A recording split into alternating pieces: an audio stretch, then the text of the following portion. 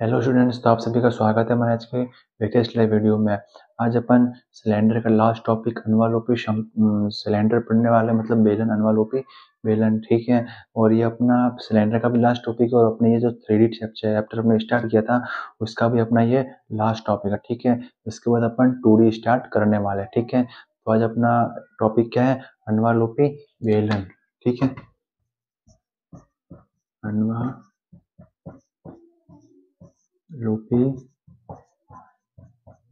बेलन, ठीक है। अपना लास्ट टॉपिक है एनवलोपिंग सिलेंडर, ठीक है। तो एनवलोपी विलन क्या होता है? तो एक रेखा का बिंदु पर जो दिए हुए पृष्ठ को स्पर्श करे, मतलब कोई एक रेखा है, उसका जो बिंदु पथ है उस पे जो पृष्ठ को स्पर्श करेगी तो उसे अपन क्या कहेंगे? एनवलोपी विलन कहेंगे। तो आप परिभाषा लिख सकते हैं कि एक रेखा का बिंदु पथ दिए हुए पृष्ठ को स्पर्श करता है, और जिससे जो पृष्ठ उत्पन्न होता है उसे अपन क्या कहेंगे? इससे प्रश्न की उत्पत्ति उसको क्या कहेंगे अपन?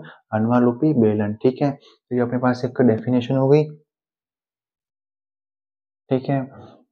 मतलब क्या कहेंगे उसको कि एक रेखा का बिंदु पथ जो दिए हुए पृष्ठ को स्पर्श करता है, उस पृष्ठ को अपन क्या कहेंगे? अनवालोपी बेलन कहेंगे, ठीक है। फिर अपन इसके बाद क्या पढ़ेंगे कि इसकी इक्वेशन क्या होगी? इक्वेशन ऑफ अनवालोपी एनवलोपिक सिलेंडर, अनवालोपी बेलन की अपने पास इक्वेशन क्या होगी? तो मैं आपको पूरी इक्वेशन हल करके बताऊंगा नहीं, इसमें आपको सिर्फ इसमें इक्वेशन हल करने से कोई मतलब है नहीं, ठीक है। शंकु की बताई थी तो उसमें भी मतलब था नहीं, बट उसमें आपको विधि बतानी थी, तो इसमें मैं आपको विधि बता दूंगा कि आपको बस क्वेश्चन जो आएगा वो किस विधि से हल करना है, मतलब इक्वेशन जो एंड में आएगी कैसे निकालते हैं इक्वेशन वो बताया जाता है इसमें। वो नहीं कि आपको पूछा जाएगा कि इक्वेशन क्या है।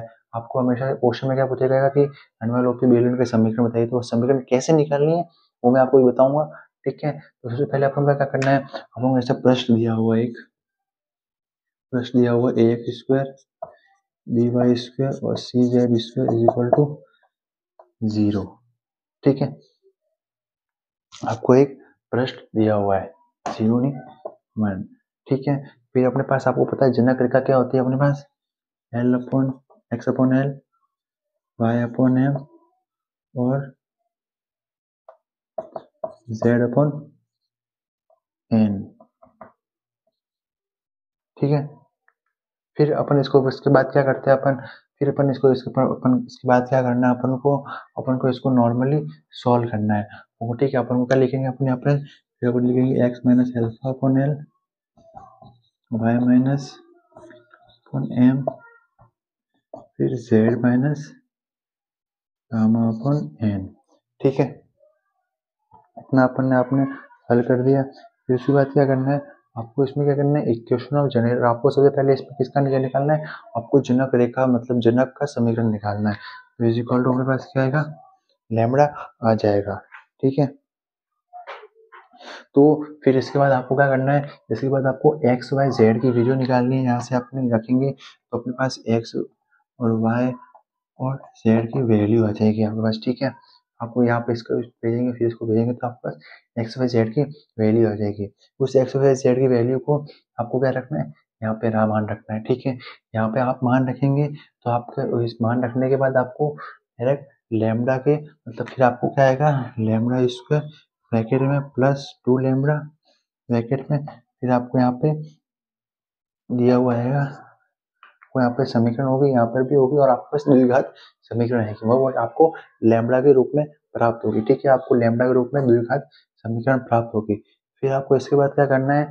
आपको द्विघात समीकरण प्राप्त होगी या फिर आपको लिखना है ये समीकरण 2 हो गया आपके पास। तो समीकरण 1 से पहले ये है आपके पास, समीकरण 1 आपके पास ये हो गई, समीकरण 2 आपके पास ये हो गई, ठीक है। फिर आपको क्या करना है? समीकरण 2 में लैम्बडा द्विघात है, फिर समीकरण 2 को स्पष्ट करेगा तो मूल जो आपके मूल होंगे वह समान होंगे, तो समान मूल होंगे तो आप क्या करेंगे? आपको बताइए, beta square minus 4 A C is equal to 0, ठीक है।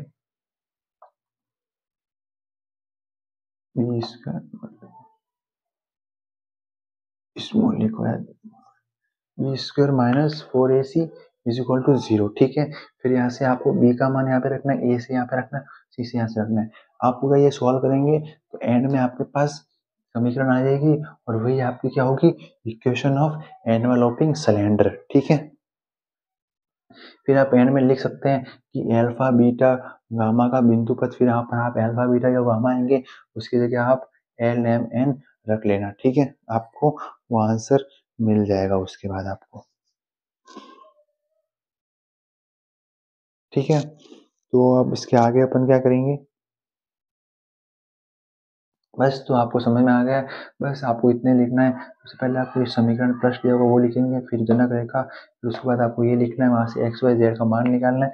आपको जो अगर मान दिया हुआ है यहाँ पे तो वो भर के यहाँ पे रखने के बाद आपको द्विघात समीकरण निकालनी है। यहाँ पर इसमें मान रखना है समीकरण 2 में, वहाँ से आपके पास मान आ जाएगा।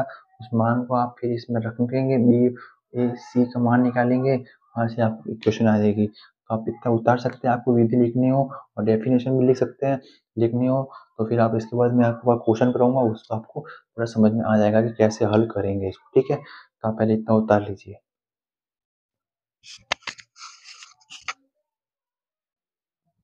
तो आपको अब ये क्वेश्चन दिया हुआ, उस बेलन का समीकरण ज्ञात कीजिए जिसकी जनक रेखा ये है और समांतर और तथा गोले का समीकरण को स्पर्श करता है, ठीक है। तो अपने पास ये आगे है, ठीक है। क्वेश्चन समांतर और गोले को इसको मतलब स्पर्श करता है, तो आपको कैसे हल करना है। सबसे पहले आपको क्या लिखना है, इक्वेशन ऑफ जनक रेखा की समीकरण, इक्वेशन ऑफ जनक रेखा क्या होगी, x minus alpha upon L. निकालने के लिए आपको पहले लिखना पड़ेगा, फिर एम और Z minus gamma upon N, ठीक है। यहाँ पर आपके लैम्बडा आ जाएगा। फिर यहाँ पर अपन एक एक का मान निकालेंगे। एक्स का मान क्या होगा, L lambda plus alpha Y beta, और जेड का क्या होगा, एन लैम्बडा प्लस गामा, ठीक है। ये हो गया। फिर इसके बाद आपको ये समीकरण है X square Y square Z square A square number 1, ठीक है। फिर आपको इसको मान इसमें रख लेंगे, तो एक्स फिर प्लस एल्फा का square plus M lambda plus square plus N lambda plus gamma का स्क्वायर ए स्क्वायर, ठीक है। फिर आपको इसको पूरा खोल लेंगे तो क्या होगा, L square lambda square plus plus O M square L beta square plus 2 M L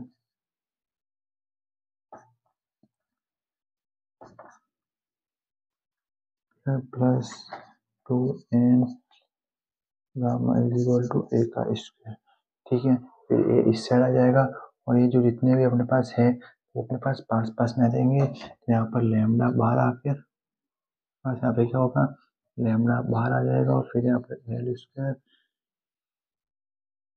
M square और एन स्क्वायर प्लस 2 लैम्बडा वाले फिर क्या होगा, एल अल्फा फिर N beta plus N gamma हो जाएगा, प्लस यहाँ पे अपने पास क्या आएगा, यहाँ पर एल्फा स्क्वायर और गामा स्क्वायर माइनस 1/0, ठीक है।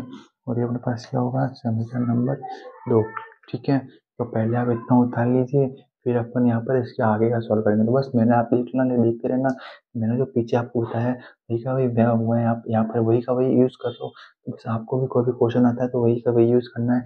बस आप पहले इतना उतार लीजिए, फिर मैं इसके आगे का सॉल्व कराता हूँ, ठीक है। फिर अपन क्या करेंगे यहाँ पे, बस वही का भी यूज़ करना है, बी स्क्वायर माइनस 4ac = 0, ठीक है। तो यहाँ पर इससे मान यहाँ पर आ जाएगा, तो यहाँ पे क्या है, 2 लैम्बडा नहीं आएगा तो l alpha plus m beta plus gamma square minus 4 l square M square plus N square. ठीक है, फिर सी अपने पास क्या आएगा, alpha square beta square gamma square minus equal to 0। ठीक है, तो यहाँ पर 4 l alpha plus m beta plus N gamma -4। यहाँ पर भी अपने पास ये अपने पास होगा। ठीक है, अगर आप कोई ऐसा नहीं कर सकते तो बस नॉर्मली ऐसे का ऐसा अपन रख लेंगे। ठीक है, एल स्क्वायर एन स्क्वायर और alpha square beta square minus gamma square minus.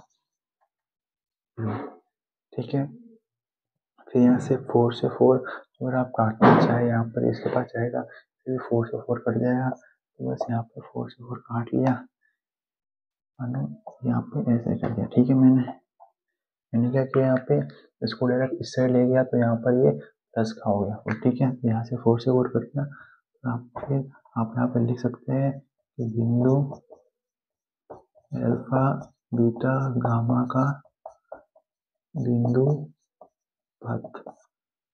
ठीक है, तो क्या होगा हमारे पास यहाँ पर, इसको अल्फा बीटा गामा का बिंदु पथ क्या होगा, आपको बस क्या करना है, जहाँ पर आपके पास अल्फा बीटा गामा है वहाँ पर आपको एक्स वाई जेड रखना है। ठीक है, तो आपके पास X L plus plus Z N का square plus L square M square plus N square X square Y square Z square minus एक स्क्वायर हो गया, हमारे पास आंसर आ गया।